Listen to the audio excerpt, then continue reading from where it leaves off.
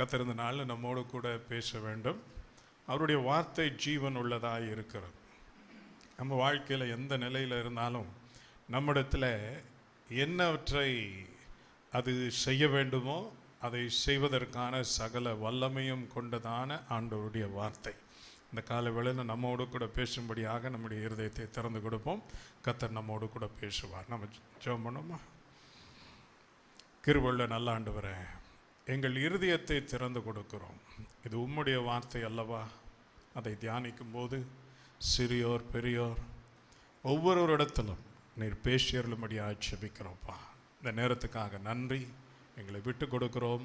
இயேசுவின் நாமத்தில் ஜெபிக்கிறோம் நல்ல பிதாவே, ஆமென். சங்கீதம் 34:6. இந்த ஏழை கூப்பிட்டான், கர்த்தர் அந்த கூப்பிடுதலை கேட்டு அவனுடைய இடுக்கண்களுக்கெல்லாம் நீக்கி அவனை ரட்சித்தார். ஏழை என்ற உடனே இந்த வசனத்தை வாசித்து நாம் கடந்து போயிடுவோம். என்ன நினைப்போம்? நான் ஏழை இல்லை. ஆனால் இங்கே ஏழை என்று சொல்லும்போது பொருளாதார ஏழை அல்ல. இன்னைக்கு பணம் இல்லாட்டி அவரை ஏழை என்று சொல்லுகிறோம். பணத்துடைய நோக்கம் என்ன? நாம் செய்ய நினைக்கிறதை செய்வதற்கு நம்முடைய கையிலே கொடுக்கப்பட்டிருக்கிற ஒரு அதிகாரம். அதை பயன்படுத்தி நாம் என்ன செய்யணுமோ அதை செய்து கொள்ளுகிறோம். அந்த அதிகாரம் இல்லாதவரை ஏழை என்று அழைக்கிறோம். ஆனால் ஏழை என்கிற அந்த நிலை வெறும் பணம் இல்லாதவர் மாத்திரம் அல்ல. ஒருத்தருக்கு ஒரு வியாதி பலவீனம் இருந்துச்சுன்னா அந்த வியாதி பலவீனத்தை மேற்கொள்ளத்தக்கதான ஒரு வழிமுறை அவரிடத்தில் இல்லாவிட்டால் அவரும் யார் தான்? ஏழை தான். அதுபோல சமுதாயத்தில் ஒரு காரியத்தை சாதிக்க வேண்டும் என்று சொல்லி நினைத்தால் அதற்கேற்ற ஒரு செல்வாக்கு இல்லை என்று சொன்னால் அவரும் ஏழை தான். அப்போ எந்த நேரத்தில் இது வெளிப்படுகிறதோ அந்த நேரத்தில் தான் என்னால் முடியலையே அப்படிங்கிற ஒரு எண்ணம் வரும். நம்மளால் முடிந்ததெல்லாம் நம்ம சாதிச்சிருவோம். ஆனால் இங்கே சங்கீதக்காரன் சொல்லுகிறான், அப்படி முடியாத ஒரு நிலையில் இருந்து நான் கூப்பிட்டேன். அந்த நேரத்தில் என் நெடுக்கண்கள் எல்லாவற்றுக்கும் என்னை நீக்கி என்னை ரட்சித்தார் என்கிற ஒரு சாட்சியை சொல்லுகிறான். இது ஒரு சாட்சி. அநேக நேரத்தில் சங்கீதத்தில் இருக்கிறத நாம் அப்படியே வாக்குத்தத்தம் என்று எடுத்து மற்ற பகுதியில் இருக்கிற மாதிரி உரிமை கொண்டாடணும். ஏன்னா சாட்சிங்கும் போது இதற்கு ஒரு சூழல் இருக்கிற ஒரு பேக்ரவுண்ட் இருக்கு. ஒரு குறிப்பிட்ட காலகட்டத்தில் இது சொல்லப்பட்டது. அப்போ என்ன காலகட்டம், அதற்கு முன்னே என்ன நடந்தது, பின்னே என்ன நடந்தது, இதெல்லாம் தெரிந்து வச்சு தான் இதை உரிமை பாராட்ட முடியும் இல்லையே. இதை மட்டும் ஒரு பிளாங்க் செக்காக எடுத்துக்கிட்டு நான் கூப்பிட்டேன், ஏன் நடக்கலை, ஏன் அது நடக்கலை, இது நடக்கலைன்னு சொல்லி ஆண்டவரிடத்தில் கேட்க முடியாது. அப்போ ஏழை வேதத்தில் நிறைய எடுத்துக்காட்டுகள் இருக்கிறது. ஏழை போன்ற ஒரு சூழலில் இருந்தவர்கள் எப்படி கூப்பிட்டார்கள், எப்படி அதை விட்டு வெளியே வந்தார்கள் என்று சொல்லி அதில் ஒன்று ஆதியாகமம் 16ஆம் அதிகாரத்தில் ஆகார் என்கிறதான ஒரு பெண்ணை பற்றியது. ஆகார், இந்த ஆகார் யார் என்று சொன்னால் வீட்டு வேலை செய்து கொண்டிருந்த அந்த காலத்து வழக்கத்தின்படி ஒரு அடிமை பெண். இந்த காலத்தில் அடிமைன்னு சொல்லவே கூடாது, யாரையும் அடிமைப்படுத்த முடியாது. உலகத்தில் பெரும்பாலான பகுதியில் அப்படி ஒரு எண்ணமே இல்லை, அது சட்டவிரோதமானது. இப்போ ஒருவரை இந்த சூழ்நிலையில் பார்க்கும்போது அவரை அறிமுகப்படுத்தினா நம்ம பொதுவாக வேதத்தில் பார்க்கறது இன்னாரின் மகன் இல்லாட்டி இன்னாரின் மகள் என்று சொல்லுவாங்க. ஆனால் இவளுக்கு ஒரே ஒரு பின்னணி தான் இருக்குது, எகிப்திய பின்னணி கொண்ட ஒரு ஆள். அம்மா யாரு தெரியாது, அப்பா யாரு தெரியாது. அம்மா யாருன்னு தெரியாமல் அப்பா யாருன்னு தெரியாமல் நமக்கு அறிமுகப்படுத்தப்படுகிற ஒரு பெண். இந்த பெண் வேலை செய்து கொண்டிருந்தாள். ஆனால் வேலை செய்து கொண்டிருக்கிற வீட்டில் ஆபிரகாம் சாராய் அவங்களுடைய வீட்டில் கணவன் மனைவிக்குள்ள அவங்களுக்கு சில பிரச்சனைகள் ஓடிக்கொண்டிருக்கு. அந்த பிரச்சனைக்கும் ஆகாருக்கும் சம்பந்தமே கிடையாது. ஆனால் ஒரு நாள்ல சாராய் தன்னுடைய கணவனாகிய ஆபிரகாமிடத்தில் போய் சொல்றா, எனக்கு பிள்ளை பிறக்கல, ஆகினால இப்படி ஒரு பெண் இருக்கிறாள், நீர் அவரை ஏற்றுக்கொண்டு அவர் மூலமா எனக்கு ஒரு பிள்ளையை பெற்றுத்தாரும் என்று சொல்லுகிறார்.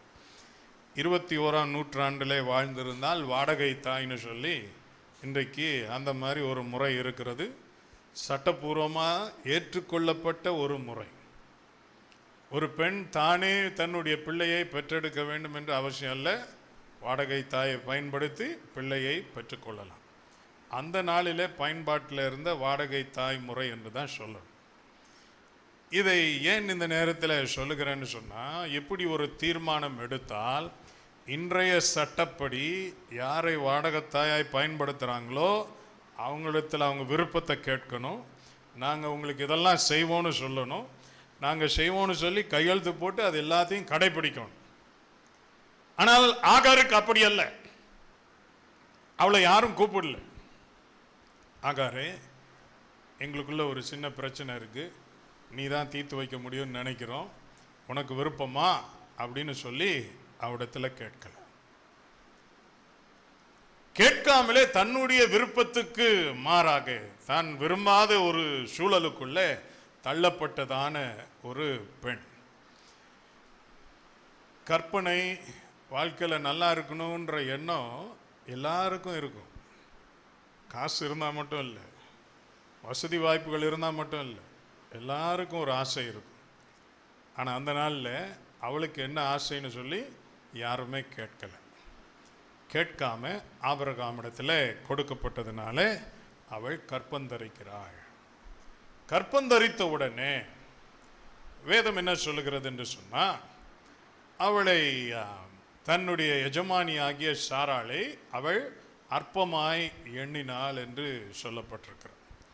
இதை வாசிக்கும் போது நமக்கு ஒரு வேளை தோணும், ரொம்ப திமிர் பிடிச்ச பெண்ணாக இருந்திருப்பா போல, எப்படி இப்படிலாம் செய்யலாம் அப்படின்னு சொல்லி. ஆனால் கொஞ்சம் அமர்ந்திருந்து இந்த சம்பவங்கள்லாம் நடக்கும்போது சாராளுக்கு என்ன வயது என்று சொல்லி பார்த்தா கிட்டத்தட்ட 76 வயது. ஆனால் ஆகாருக்கு எவ்வளவு வயது இருக்கும் என்று சொல்லி யூகித்து தான் பார்க்க முடியுமே வெளியே வேதத்தை என்ன வயதுன்னு சொல்லலை. அப்போ கூட்டி கழிச்சு பார்த்தா 16 to 21 வயதுக்குள்ளே இருந்திருக்க வேண்டும். இப்போ 16 to 21 வயது ஒரு பெண்ணை 76 வயது நிரம்பின இன்னொரு பெண்ணோட ஒப்பிட்டு பார்த்தா எல்லாருமே என்ன சொல்லுவாங்க, அது சின்ன பிள்ளை. அதுக்கிட்ட போய் சரிக்கு சமமா நீங்க உங்களை பார்க்குறீங்க. அப்படியே ஏதாவது தப்பு செஞ்சா கூப்பிட்டு வண்டியில் 2 கொட்டு கொட்டி இந்த பாரு ஒழுங்கா இருக்கணும்னு சொல்லிட்டா அது கேட்டுட்டு போகுது. இதுக்கு என்ன பெரிய பிரச்சனை அப்படிதான் சொல்லும். அப்போ அவ ஒரு வேளை கற்பந்தரித்ததுனால அந்த தாய்மையை நெருங்கி கொண்டிருக்கிறோம் என்ற எண்ணத்தில் அவ வேணும்னு சாராக்கு முன்னாடி நடக்கும்போது வயிற்ற தடவிட்டே நடந்தாலோ தெரியாது, எப்படி கடுப்பேத்துனான்னு தெரியல. ஆனால் நம்ம ஒரு மொழியில் சொல்லணும்னா கொஞ்சம் சீன் போட்டிருக்கிறான். அந்த சீன் போட்டது அவளுக்கு பிடிக்கலன்னு உடனே அவ போய் ஆபிரகாம்கிட்ட முறையிடுகிறாள். இவள ஒரு வேலைக்கார பெண், ஒரு அடிமை பெண், நான் அடிமை பெண்ணுன்னு பார்க்காம உம்முடைய கையில கொடுத்தா இன்னைக்கு என்ன செய்யறா, இப்படி அசிங்கப்படுத்துறா அப்படின்னு. அவர் உடனே கையை தூக்கிட்டார். எனக்கு தெரியாதுமா, நீ கொடுத்த ஐடியா, நீ என்ன வேணா பண்ணிக்கோ, என்ன விட்டுரு. இந்த வார்த்தைகள் எல்லாமே ஒரு விதமான பிரச்சனையும் இல்லாத வார்த்தைகள் போல தெரியும். ஆனால் இந்த சம்பாஷணையை ஆகார் கேட்டிருந்தா எப்படி இருக்கும்?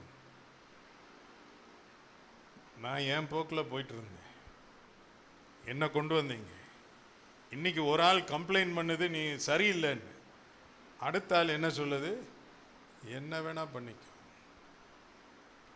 என்ன வேணா பண்ணிக்கோ.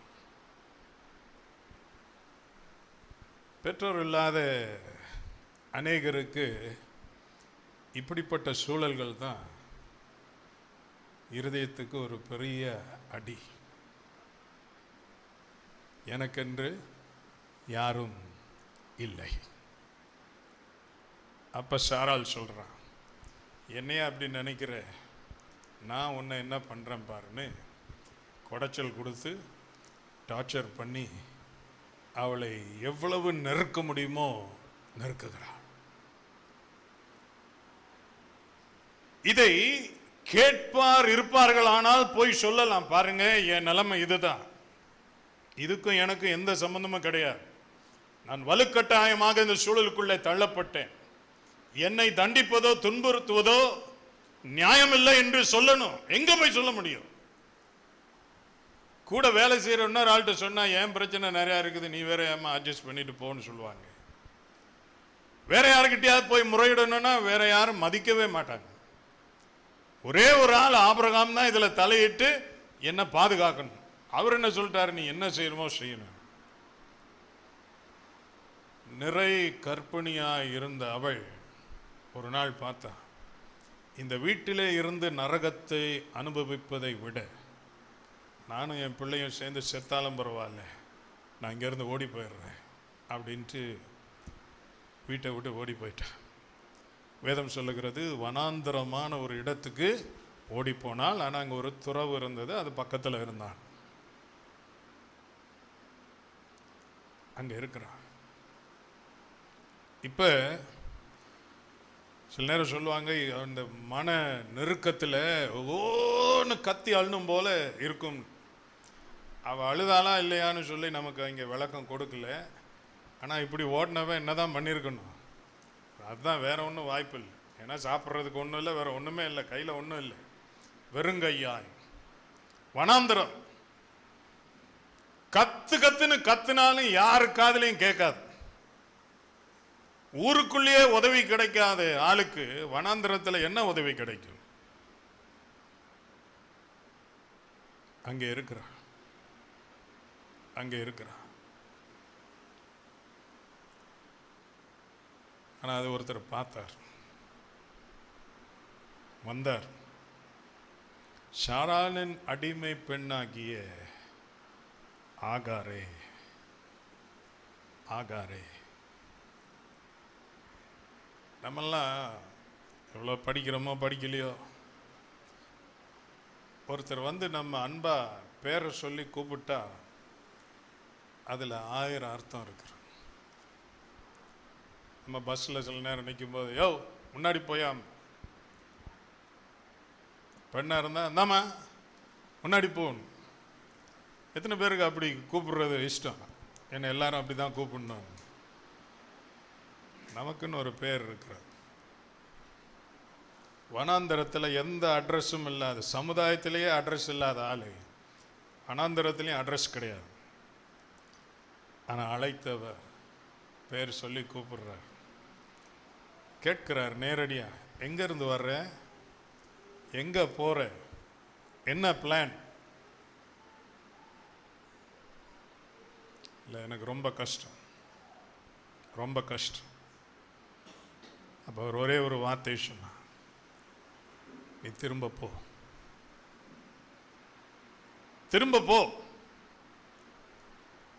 நீ எதிர்காலத்தை குறித்து கவலைப்படாத, இது முடிவு என்று சொல்லி நினைக்காத, இது முடிவு இல்லை.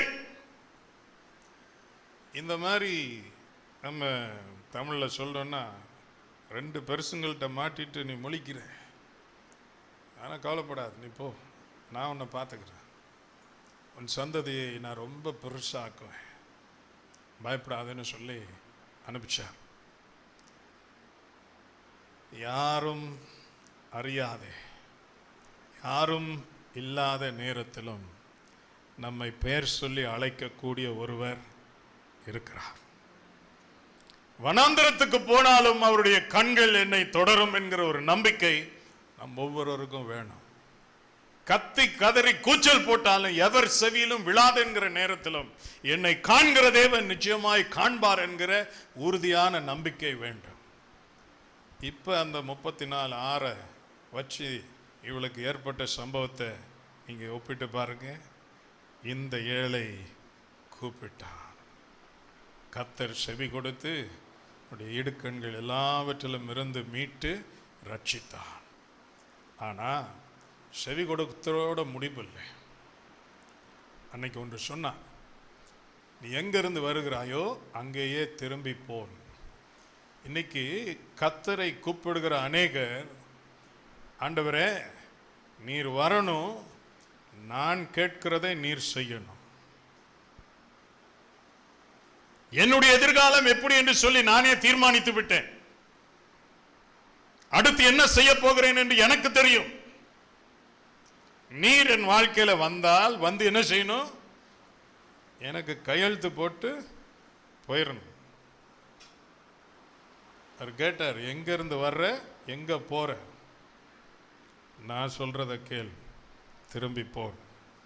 இன்னைக்கு கர்த்தர் மாறல, ஆனா நாம நம்முடைய வசதிக்கு கர்த்தரை கூப்பிட்டு நான் போற வழியில என் கூட வாங்கன்னு சொல்லுவேன்.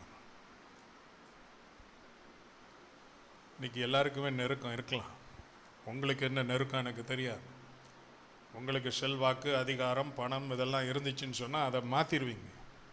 ஆனால் மாற்ற முடியாமல், இதை போய் இன்னொரு இடத்துலையும் சொல்ல முடியாமல் தவித்து கொண்டு இருந்தீர்கள் என்று சொன்னால், கர்த்தர் கேட்கணுன்றதோட நிப்பாட்டிடாதீங்க. கர்த்தர் கேட்கணும், அவர் சொல்லுகிறத நீங்களும் கேட்கணும். அவர் கடினமான ஒரு முடிவை அன்னைக்கு சொன்னார். எது உனக்கு இனி தாங்க முடியாது என்று நினைக்கிறாயோ அங்கேயே நீ போ.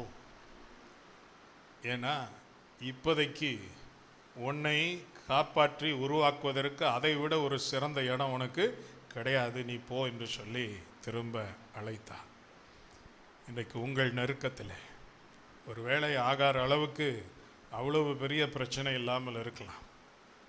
ஆனாலும் உங்களுடைய வனாந்தரத்தில் உங்களை காணக்கூடியவர் இன்னும் உங்களை பார்த்து கொண்டு தான் இருக்கிறார். உங்களையும் பெயர் சொல்லி அழைப்பார். அதோடு நிறுத்த மாட்டார். அடுத்து என்ன செய்ய வேண்டும் என்று சொல்லுவார். உன்மேல் என் கண்ணை வைத்து உனக்கு ஆலோசனை சொல்லுவேன், நீ நடக்க வேண்டிய வழியை உனக்கு காண்பிப்பேன் என்று சொன்னவர் நிச்சயமாக உங்களுக்கும் அதை செய்வார். அந்த ஏழை கூப்பிட்டால் கர்த்தர் அதை கேட்டார். அந்தஸ்து இல்லை, பணம் இல்லை, கூட நிற்கிறதுக்கு ஒரு ஆள் இல்லை, சுற்றி பார்த்தாலும் கத்தினாலும் ஒருத்தரும் இல்லை. கர்த்தர் சொல்கிறார், யார் இல்லாவிட்டாலும் நான் உன் கூட தான் இருக்கிறேன்.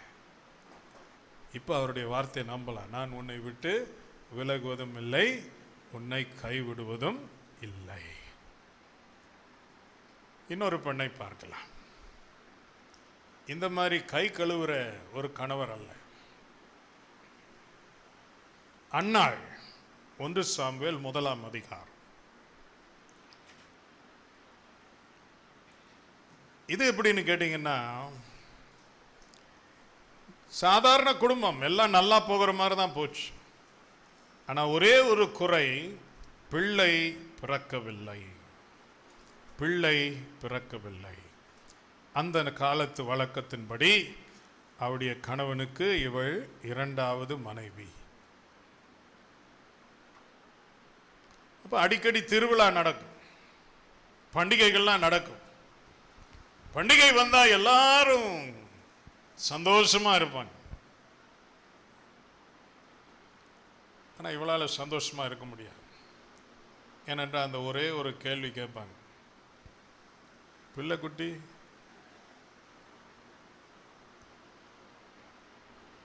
இது ஒரு சாதாரண கேள்வி. என்ன பிள்ளைங்க இல்லையா அப்படிங்கிறது சாதாரண கேள்வி. ஆனால் அதற்கு பதில் சொல்லக்கூடிய அளவுக்கு சாதாரண நிலையில் இருக்கிறவங்களுக்கு ஒரு பிரச்சனை இல்லை. ஆனால் சில நேரத்தில் ஒரு ஆளை சித்திரவதை செய்வதற்கு இப்படிப்பட்ட கேள்விகள் போதும். அப்ப கணவன் என்ன செய்கிறான், இவ பாவம் நல்ல பெண், இவ மனசு கஷ்டப்படக்கூடாதுன்னு அந்த மாதிரி கொண்டாட்டங்கள்லாம் நடக்கும்போது எல்லாருக்கும் ஒரு பீஸ் கேக் கொண்டு வந்தா இவளுக்கு மட்டும் 2 பீஸ் கொண்டு வந்து கொடுப்பான். ஆனா சந்தோஷமாகணும்னு சொன்னா உள்ளுக்குள்ளேயும் அதற்கு இடம் இருக்கணும். இந்த 2 மடங்கு கொடுக்கிறதுனால அவளுக்கு ஒரு சந்தோஷமும் வரல. இன்னைக்கு சமுதாயத்தில் சில கல்யாண வீட்டுக்கெல்லாம் பார்த்தீங்கன்னா ஒரு சிலர் வர மாட்டாங்க. நான் வர விரும்பல, ஏன்னா அவங்களெல்லாம் பார்க்க எனக்கு பிடிக்கல. அவங்க கேட்கிற கேள்விக்கெல்லாம் பதில் சொல்லி என்னால் முடியல. அதனால இனிமேல் நல்லது கெட்டதுக்கு நான் வரல என்று சொல்லி மற்ற எல்லாம் இருந்தாலும் வீட்டை விட்டு வெளியில் வர்றது அவ்வளோ ஒரு பெரிய சிரமம். சில நேரத்தில் குடும்பத்தில் இருக்கிற ஒருவர் செய்த தவறுனால வெளியில் தலை காட்ட முடியல. இதெல்லாம் எல்லாருக்கும் ஏற்படுற அனுபவம் இல்லை. ஆனால் வீட்டில் இருக்கிற ஒருவரை தவறாய் குற்றம் சாட்டி ஒரு ஆளை பிடிச்சி ஜெயிலில் போட்டாங்கன்னு வச்சுக்கோங்க, நம்முடைய சமுதாயம் நம்மளை என்ன சொல்லும்? என்னமோ நம்ம தான் உலகத்திலேயே பயங்கரமான குற்றவாளி மாதிரி. பார்க்கிற பார்வை, கேட்கிற கேள்வி, அதில் இருக்கிற உள்குத்து, அதில் இருக்கிற நக்கல், இதெல்லாம் சேர்ந்து இருதயத்தை குத்து. இப்போ வெளியில் போய் அழுதுட்டா மக்கள் அந்த அழுகையை பரிதாபமாக பார்க்க மாட்டாங்க. இதுக்கு வக்கு இல்லை, வழி இல்லை, இங்கே சும்மா கண்ணீர் விட்டுட்டு இருக்கிறாங்க. இப்போ இவள் எப்படி செய்திருப்பாள் என்று யோசிச்சு பார்த்தா, இந்த மாதிரி போகிற நேரத்தில் எல்லாரும் குதிச்சு நடனமாடி அப்படிலாம் போயிட்டு இருக்கும்போது ஒரு ஓரமாக ஒரு சேர் போட்டு உட்கார்ந்து, சில ஆட்கள் இருப்பாங்க ஒப்பாரிலாம் வைக்க மாட்டாங்க, இது எல்லாத்தையும் அப்படியே பார்த்துட்டு அவ்வளோதான் செய்வாங்க. அந்த வெளியில் வர்ற ஒரு சொட்டு கண்ணீருக்கு பின்னாடி ஒரு பெரிய கதையே இருக்கிறோம்.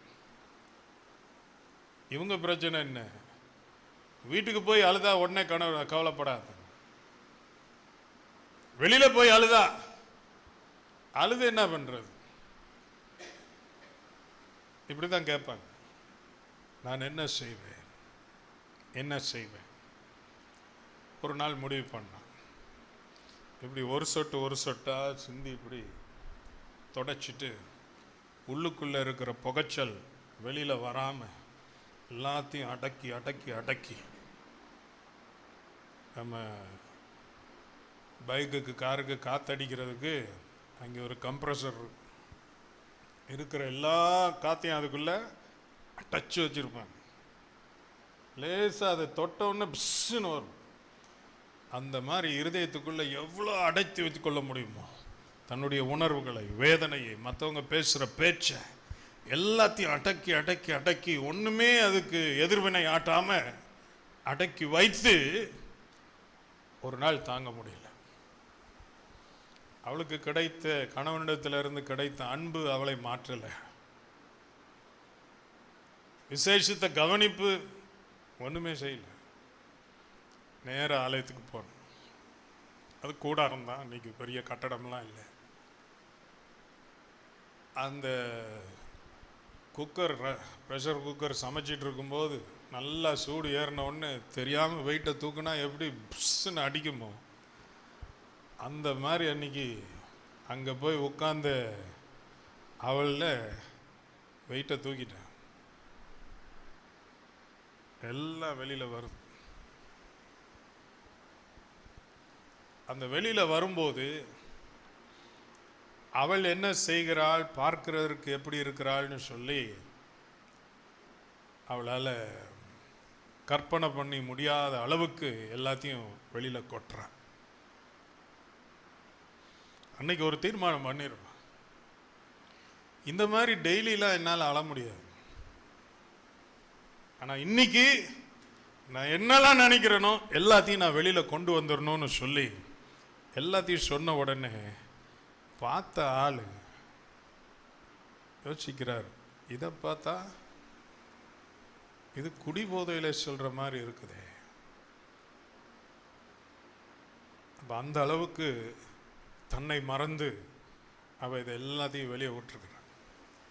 நான் சில நேரம் பார்ப்பேன், இந்த துக்க வீட்டில் துக்க செய்தியை கேட்டவங்க ஒவ்வொருத்தரும் ஒவ்வொரு மாதிரி ரியாக்ட் பண்ணுவாங்க. அப்போ சில நேரத்தில் அந்த துக்க செய்தி கேட்டவுடனே இப்படி செய்வாங்க. இதெல்லாம் யார் அவங்களுக்கு சொல்லி கொடுக்குறது? உங்களுக்கு லைட்டாக துக்கமா இல்லை நிறையா துக்கமா? ஒரு நிறையா துக்கம், அப்போ நிறையா அடிங்க, அப்படி யாராவது சொல்லி கொடுக்குறாங்களா? அது ஒவ்வொரு கலாச்சாரத்துக்கும் அப்படி இருக்குது. அவங்களுடைய துக்கத்தை வெளிப்படுத்துறது, அது என்னமோ அவ துக்கத்தை வெளிப்படுத்தினது பார்க்குறவருக்கு குடிபோதையில் இருக்கு. இப்படி ஒருத்தர் வந்து இப்படி குடிச்சிட்டு வந்திருக்கிறியேன்னு சொல்லியிருந்தா மனசு இன்னும் உடஞ்சிருக்கும். நான் எவ்வளோ துக்கத்தில் மன கிளேசத்தில் இதெல்லாம் சொல்லிக்கிட்டு இருக்கிறேன், நீ வேற வந்து என்ன குடி போதையில். ஆனால் அவள் எண்ணத்தில் வேறு ஒரு காரியம் இருந்ததுனால இவர் சொன்னதை பெருசாக அன்றைக்கி எடுத்துக்கல. அவன் தமிழில் சொல்லுவதில்ல, தலைக்கு மேலே வெள்ளம் போனால் ஜான் என்ன முளம் என்னன்னு. ஏற்கனவே என்ன கேட்குறதெல்லாம் கேட்டு சவைச்சு துப்பிட்டான். இனி நீ என்ன பெருசாக சவைச்சு துப்பி போகிற, சரி உன் கடமைக்கு நீ அதை செஞ்சுட்டு போ. ஆனால் உள்ளதை நான் சொல்கிறேன், தாங்க முடியல, தாங்க முடியல, வீட்டுக்கு போக பிடிக்கல, யார் முகத்தையும் பார்க்க பிடிக்கல.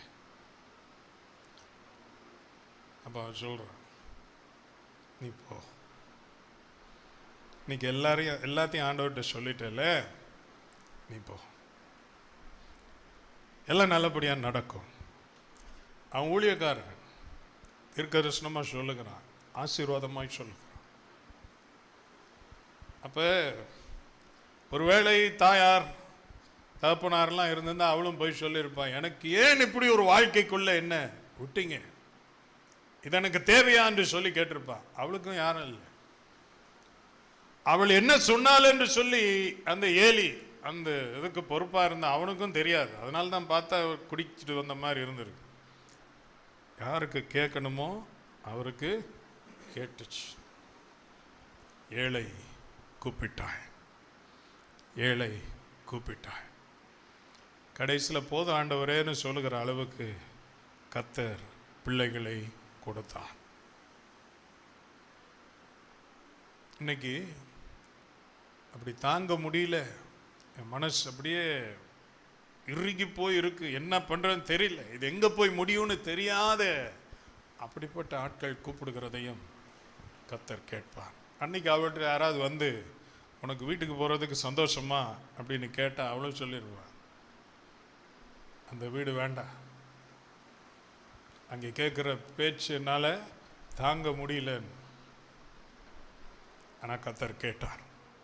இந்த நாளில் எல்லாருக்கும் என்னென்னோ நடக்குது, ரொம்ப சாதாரணமாக நடக்குது.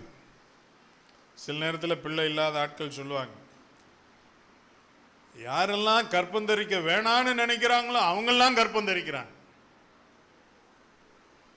பிள்ளையை பெற்று குப்பை தொட்டியில் போட்டுட்டு போகிற ஆட்கள்லாம் இருக்கிறாங்க. பிள்ளை பெற்று விஷத்தை கொடுத்து கொல்ற ஆளுங்கள்லாம் இருக்கிறாங்க.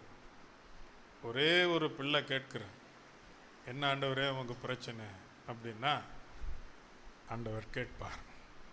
அந்த நம்பிக்கையில் தொடர்ந்து நீங்கள் போகலாம். மூன்றாவதாக இன்னொரு காரியத்தை பார்த்து அதோடு முடிப்போம். 1 சாமுவேல் 21ஆம் அதிகாரம். 1 சாமுவேல் 21. இதுதான் இந்த 34ஆம் சங்கீதம் எழுதப்பட்டதற்கான சூழலை. என்ன, தாவீது அந்த தேசத்தில் பிரபல்யமாய் கொண்டிருந்த நேரத்தில் எந்த ராஜா அவனை முதல்ல சந்தித்து வாழ்த்தி கோலியாத்தை எதிர்கொண்டு நிற்க தன்னுடைய முழு ஆதரவையும் கொடுத்து அனுப்பினானோ, இப்போ அவன் யோசிக்கிறான், இந்த தாவீதை கொன்றே தீர வேண்டும். அப்போ இதை பார்த்தோன்னே எங்களுக்கு விளங்கணும், கோலியாத் இருக்கிறான், சவுல் இருக்கிறான். சவுலுக்கு கோலியாத்தை ஒன்றும் செய்ய முடியாமல் கையால் ஆகாதவனாய் அவன் நின்றான். அந்த இடத்துக்கு வந்தது யாரு? தாவீது. தாவீது போய் இப்போ கோலியாத்தை கொன்று விடுகிறான். இப்போ சவுல் எதிர்கொள்ள முடியாத கோலியாத்தை தாவீது கொன்றால் இப்போ தாவீது யாரையும் கொல்ல முடியும்? சவுலையும் கொன்று விட்டா. ஆனால் இந்த சவுல் இவனை கொல்லணும், குகை குகையாய் போய் ஒளிந்துட்டு இருக்கிறான். அவனுடைய நிலைமை கடைசியில் எப்படி வந்துச்சு அப்படின்னா, இஸ்ரவேல் தேசத்துக்குள்ள எங்கேயும் போக முடியாது. ஏன்னா ஒருத்தர் அடைக்கலம் கொடுத்தா ராஜா வந்து நீ அடைக்கலம் கொடுத்தன்னு சொல்லி அவனை கொல்லுவான். நம்மால ஏன் இன்னொரு ஆள் சாகணும்னு சொல்லி இவன் ஓடித்திரு. கடைசியில் என்ன செய்தான், எந்த தேசம் இஸ்ரவேலுக்கு எதிராக இருந்துச்சோ அந்த தேசத்தில் போய் அடைக்கலம் கொள்கிறான். இதை நீங்கள் ஒரு ஆண், ஒரு திறமையுள்ள ஒரு ஆண் அவருடைய கண்ணோட்டத்தில் வச்சு பார்த்தீங்கன்னா, என் நாட்டையே காப்பாற்றணும்னு சொல்லி என் உயிரை பணைய வைத்து கோலியாத்தை எதிர்கொண்டேன். எல்லாம் கைத்தட்டினீங்களேனா, உங்க ஒருத்தனு கூட என் கூட நிற்கணும்னு தோணலையா? என் தேசத்திற்கு நான் என்ன தீங்கு செய்தேன்? ஆனால் ஒருவரும் என்னை ஏற்றுக்கொள்ளவில்லையே. போய் அங்கே கதையெல்லாம் சொல்லி அங்கே இருக்கிறான். சந்தேகம் இருக்கிறது அவங்களுக்கு. தாவீது இல்லை, இவங்க இங்கே வந்தான். உன்னை பார்க்கிற சூழ்நிலை ஒரு மாதிரி பதட்டமாகிறது. ஒரே வழி, பைத்தியக்காரன் மாதிரி நடிக்கணும்.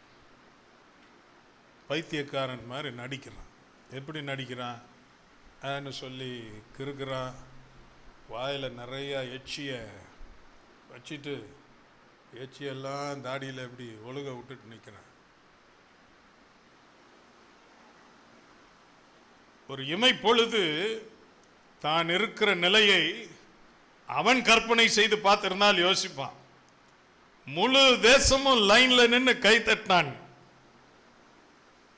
என் பேரை கேட்டாலே இந்த நாட்டில் இருக்கிற எல்லாருமே நடுங்குவாங்க. ஆனா என் நாடே என்னை எதிரியா பார்க்கும்போது இவங்கிட்ட போய் நான் என்னத்தை வீரத்தை காட்டுறதுன்னு பைத்தியக்காரனாய் நிற்கிறான். மனதுக்குள்ள ஒரு யோசனை யோசிச்சிருப்பான். ஆண்டவரே, நான் பேசாம ஆடு மேய்ச்சிட்டு எந்த வம்புக்கும் வராமல் இருந்திருப்பேன். எங்க வீட்டில் சாமுவேல் வந்து அடுத்த ராஜா இங்கிருந்தா வரப்போறாங்கும் போது எங்க அப்பா என்ன ஒரு பொருட்டாவே நினைக்கல. வீட்டில் இருந்தவங்களெல்லாம் லைன்ல நிக்க வச்சு இவனா இவனா இவனான்னு கேட்டார். ஆனா எங்க அப்பா தன்னுடைய வாயால இன்னொரு பையன் இருக்கிறான்னு சொல்லலை. சாமுவேல் கேட்கிறான், இவ்வளவுதானா? இன்னொருத்தன் இருக்கிறான். இன்னொருத்தன் இருக்கிறான் அப்படின்னு சொல்லி தான் யாரை கூப்பிட்டது? தாவீதை கூப்பிட்டது. நான் கேட்டேன், அன்னைக்கு குடும்பத்துக்கு முன்னாடி நீங்க என்ன உயர்த்தினீங்க, தலையில அபிஷேக தைலத்தை ஊத்தி. கோலியாத்தை கொல்லணும்னு நான் திட்டம் போட்டா போனேன். இல்லை, உங்க பேரை தூஷிக்கிறானே என்று என்னால் தாங்க முடியாம நான் போனேன். என்ன நடக்கும்னு தெரியாது, ஆனா ஒரு நம்பிக்கை. கடைசியில் அவனை வீழ்த்திட்டேன். அவ்வளோ பேர், பாராட்டு, புகழ் எல்லாம் கிடைச்சிது. நான் கேட்கலையே. இப்ப எதுவுமே இல்லாம இன்னைக்கு நம்ம ஊர்ல சொல்லுவாங்க, சில நேரம் ஏதாவது பேசுறேன், என்ன பைத்தியக்காரன் மாதிரி பேசுற, அது என்ன பைத்தியக்காரத்தனமா இருக்குது. ஆனா அவன் இன்னைக்கு போட்ட வேஷமே பைத்தியக்காரனுடைய வேஷம். அப்ப என்ன சொன்னான்னு தெரியல. ஆனா அவனுக்குள்ள ஒரு பயம். என்ன பயம்? எதிரியை தாக்கணும்னா கையில் ஏதாவது ஆயுதம் வேணும். என்னை காத்துக்கொள்ள வேண்டும் என்றாலும் எனக்கு ஏதாவது தற்காப்பு ஆயுதம் வேணும். பைத்தியக்கார மாதிரி இருக்கிற அவன் ஒரு பெரிய கல்லை எடுத்து என் மண்டையில் அடித்தாலும் என் கதை முடிஞ்சிச்சு. அவனுக்குள்ள ஒரு பயம். இந்த 34ஆம் சங்கீதத்தை அந்த 1ஆம் வசனத்துக்கு முன்னாடி ஒரு சின்ன குறிப்பு போட்டிருக்கு பாருங்களேன், வாசிங்க. 34ஆம் சங்கீதம்.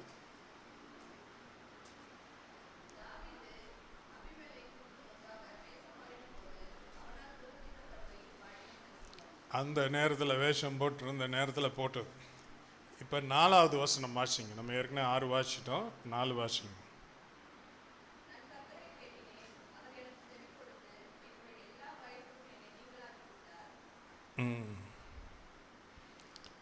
ஆண்டவரே, உம்மை நான் தேடினேன், எல்லாவற்றுக்கும் நீர் என்னை நீங்களாக்கி விடுகிறீர். இப்போ இங்கேருந்து தப்பிக்கணும்னா நீர் ஒருத்தர் தான் முடியும். அப்படி சொன்னவன், அந்த பைத்தியக்காரன் வேஷம் போட்டவன் தான் 6ஆம் வசனமும் சொல்லுகிறான். என்ன சொல்லுகிறான்? இந்த ஏழை கூப்பிட்டான், கர்த்தர் அவனை கேட்டருளி அவனுடைய இடுக்கண்கள் எல்லாவற்றுக்கும் அவனை நீக்கி தப்பு வைத்தான். நிறைய காரியங்கள் அந்த வசனம் இந்த அதிகாரத்தில் சொல்லுகிறான். அது எல்லாமே அவனுடைய அனுபவம். யாரும் இல்லாத நேரத்தில் ஒரு மனுஷனுக்கு வாழ்க்கையில் எவ்வளவு அவமானம், நிந்தை வர முடியுமோ எல்லாவற்றையும் அனுபவித்த ஒருவர் சொன்ன. அவர் என்ன விடல. அன்னைக்கு ஒரு நிமிஷம் யோசிச்சேன், எல்லாம் முடிஞ்சிச்சுன்னு. ஆனால் முடியல. ஃபுல் ஸ்டாப்னு நினைச்சேன். கர்த்தர் கமா போட்டு என்னை கைப்பிடித்து அதிலிருந்து என்னை வெளியில் கொண்டு வந்துட்டார். இந்த மாதிரி பொய்யாக குற்றம் சாட்டப்பட்டு வேலை செய்கிற இடத்துல எல்லாராலும் வெறுக்கப்பட்டு நமக்கு கிடைக்க வேண்டிய அங்கீகாரம் இதெல்லாம் மறுக்கப்பட்டு நாம் நன்மை செய்த இடத்துல நமக்கு தீமையை மாத்திரம் திருப்பி தருகிற சூழல் இன்றைக்கும் இருக்கிறோம். ஆண்டவரே, இந்த இடத்துல எனக்கு ஒரு பாதுகாப்பு இல்லை, எனக்காக பேசுறதுக்கு ஒரு ஆள் இல்லை. சவுல் இடத்துல போய் யார் பேச முடியும்? ஏய், நீ செய்கிறது தவறு. அவன் தீர்க்கதரிசி சொன்னா தீர்க்கதரிசியும் கொல்றதுக்கு தான் நிற்பான். கர்த்தர் சொன்னார், நான் பார்த்து கொள்ளுகிறேன். ஏன்னா அவன் ஒரு தீர்மானம் பார்த்தான், இதை நான் தீர்த்து வைக்க விரும்பலை. எனக்கு மேலதிகாரியாக இருக்கிற ஒருவரிடத்தில் போய் போராடி அவரை கெடுத்து அவரை கொன்று நான் வாழ்க்கையில் நல்லா வரணுன்ற அவசியம் எனக்கு இல்லை. ஏன்னா இதை நான் கேட்கல, கர்த்தர் எனக்கு கொடுத்தா. நான் பேசாம இதை அவருடைய நேரத்துக்காக காத்திருப்பேன். இன்றைக்கு உங்களுக்கும் வேதம் சொல்லுகிற வார்த்தை அதுதான். சில நேரம் எல்லாமே கைவிட்டு போன மாதிரி, அதுதான் ஏழை. என்னால் ஒன்று செய்ய முடியல என்கிற ஒரு நிலைதான் நான் ஏழை என்பதை எனக்கு காண்பிக்கும். வேதத்தின்படி அப்படிப்பட்ட உபத்திர நாட்கள் நல்லது. நாம் சாதாரண மனிதர், நினைத்ததெல்லாம் செய்து முடிப்பதற்கு நம்மிடத்தில் திராணி இல்லை. சிறியதாயிலும் பெரியதாயிலும் கர்த்தர் தான் எனக்கு உதவி செய்ய வேண்டும் என்கிற எண்ணம் நமக்குள்ளே அதனாலே வரும். ஒரே ஒரு வசனத்தை மாத்திரம் வாசித்து முடிப்போம். 34ஆம் சங்கீதத்தில் 19ஆம் வசனம் வாசிப்போம்.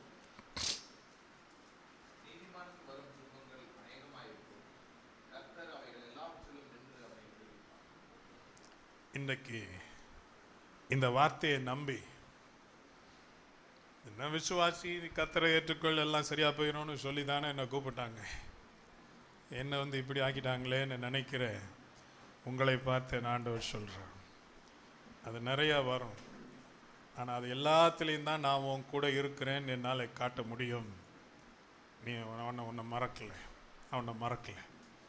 அதனால் வாழ்க்கையில் எது நிமித்தம் நீங்கள் இப்படி நினைக்கிறீர்களோ, கடந்து செல்கிறீர்களோ, எல்லாவற்றிலும் உங்களை அழைத்தவர் கூட இருக்கிறார், கடைசி வரைக்கும் நடத்துவார். இன்னும் நிறைய நான் சொல்லிக்கொண்டே போக முடியும். வேதத்தில் நம்ம பார்க்குறோம், பவுல் சீலா சுவிசேஷம் சொன்னதுக்காக பிடிச்சி கையை காலையும் கட்டி வச்சு அடின்னு அடித்து கையை காலை கட்டி வச்சுட்டாங்க. கர்த்தர் இறங்கினான். பர்த்திமேயு அவன் ஒரு பிச்சைக்காரன், ஆனால் அவன் கூப்பிட்டதையும் கர்த்தர் கேட்டான். இன்னும் ஒரு வசனத்தை மாத்திரம் வாசித்து நம்ம ஜெபிக்கலாம். ஏசாயா 43ஆம் அதிகாரம் 1ஆம் வசனம்.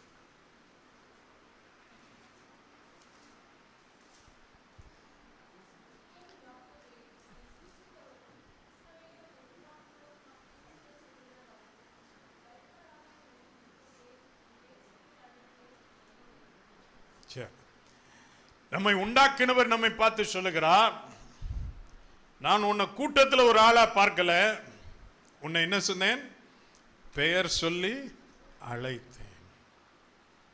எவ்வளவு சத்தம் இருந்தாலும் எத்தனை கூட்டம் இருந்தாலும் உங்களை பெயர் சொல்லி அழைக்கக்கூடியவர் இன்னும் அதே நிலைப்பாட்டில் தான் இருக்கிறாரு. அவர் மாறலை. துன்பங்கள் அநேகமாக இருந்தாலும் எல்லா துன்பங்களில் இருந்து நம்மை மீட்டு ரட்சிக்கக்கூடியவர் நம்மோடு கூட இருக்கிறார். கர்த்தர் உங்களை பலப்படுத்துவாராக. உங்கள் கண்ணீரின் அனுபவம் உங்களை கொன்று விடாது, உங்களை எல்லாவற்றையும் இழக்க செய்யாது. அப்படியே இழந்தாலும் தாவீதை குறித்து சொல்லும்போது, தாவீது தான் இழந்த எல்லாவற்றையும் திருப்பி கொண்டான் என்று சொல்லுகிறபடி எல்லாவற்றையும் இரண்டத்தனையாக கர்த்தர் உங்களுக்கு கொடுப்பார். தைரியமாக இருங்க, விசுவாச வாழ்க்கையை தொடருங்க. நீங்கள் தனியாக இல்லை, உங்களை அழைத்தவர் உங்களை காண்கிறார், ஏற்ற வேளையில் சகாயம் பண்ணுவார். ஆமென். கண்களை மூடி நாம் ஜெபிப்போம்.